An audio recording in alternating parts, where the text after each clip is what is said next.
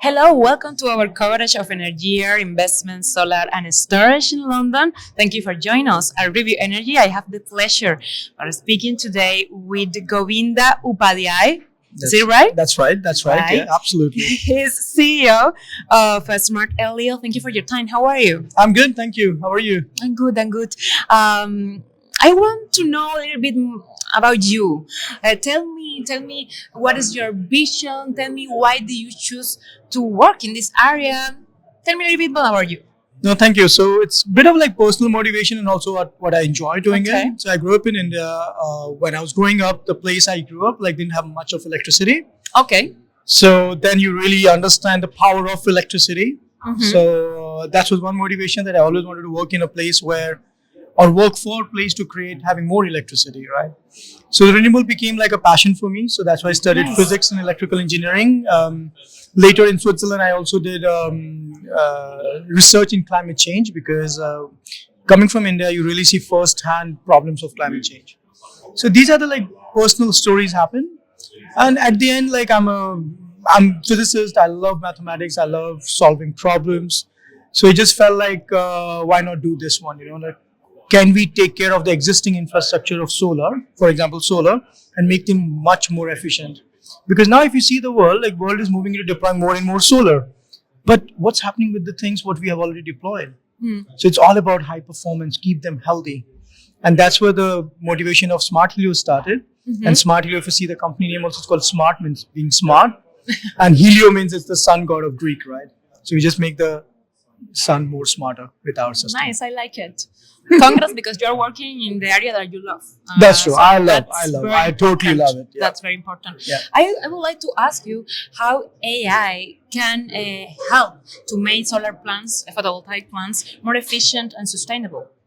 So I think when you go for the larger scale, there's too much of data coming into picture.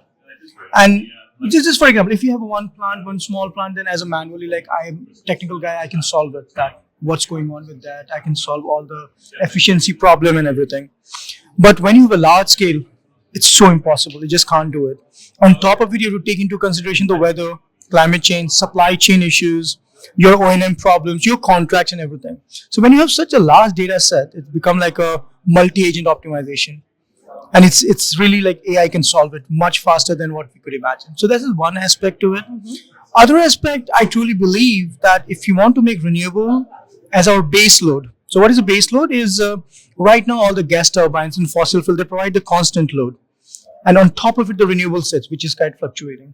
But if you want to save the planet, we need to make the renewable as a base load. So it means that it has to provide consistent power. And we know with wind and solar, they fluctuate a lot.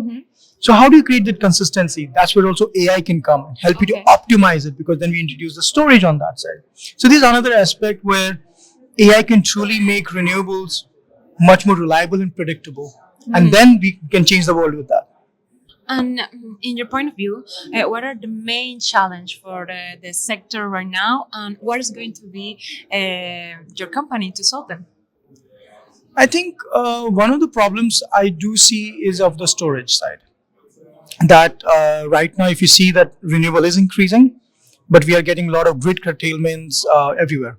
We have in UK, we are right now in UK, in London, we are standing, we have grid curtailment. Spain has started big time.